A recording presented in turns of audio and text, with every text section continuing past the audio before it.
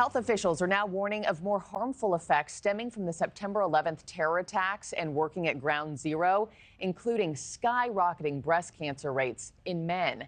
The CDC reports that 91 men in the World Trade Center health program have been diagnosed with the disease to date.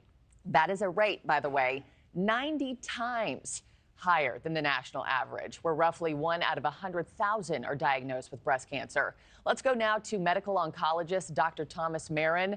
Doctor, thank you so much for hopping on with me this morning. I mean, these numbers are staggering.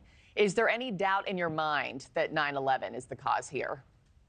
Oh, no, not at all. We've been seeing increasing numbers of many types of cancer in these patients that were working there and the first responders as well. We're seeing increasing rates of all types of cancer, prostate cancer, thyroid cancer, and blood cancers. But it's particularly alarming when you see this rate 90 times what we would expect in men. And it's also oftentimes a very devastating diagnosis because many men don't realize that they can get breast cancer. And so unfortunately, we're typically finding these cases at a much more advanced state than we find in women, where, most women are undergoing annual mammography. And so oftentimes we catch the cancer very early on when it's much more curable. Yeah, I know you shared with my team, men are 100 times less likely to get cancer, but more likely to die from it. I mean, you think back to that day and the days and weeks following, there was every carcinogen known to mankind at that site. How much or how little of it do you need to be exposed to before it becomes a problem that you should monitor? So it's tough to know, and it was really tough to quantify exactly how much was in the air, from one day to the next, and how much exposure you really needed.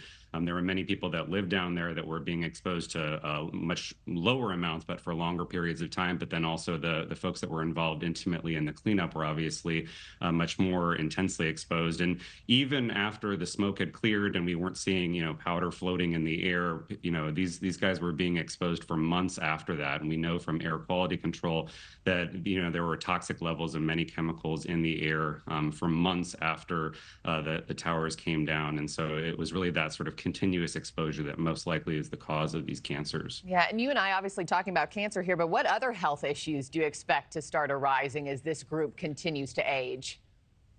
Yeah, so we've been seeing really bad health problems for decades now, actually. The most common issues are really respiratory, which makes sense. These folks were inhaling all these toxic substances, so much higher rates of COPD, emphysema, and lung disease, even in this patient population that oftentimes has much lower smoking rates than the general population.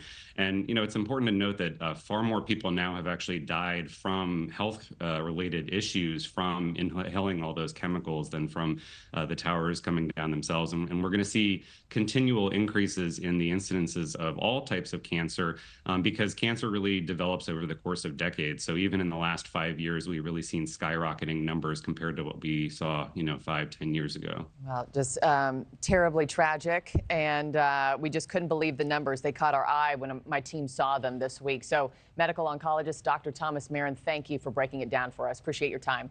Thanks for watching, everybody. Go to joinnn.com to find NewsNation on your television provider. Also, don't forget to click that red subscribe button below to get more of NewsNation's fact-driven, unbiased coverage.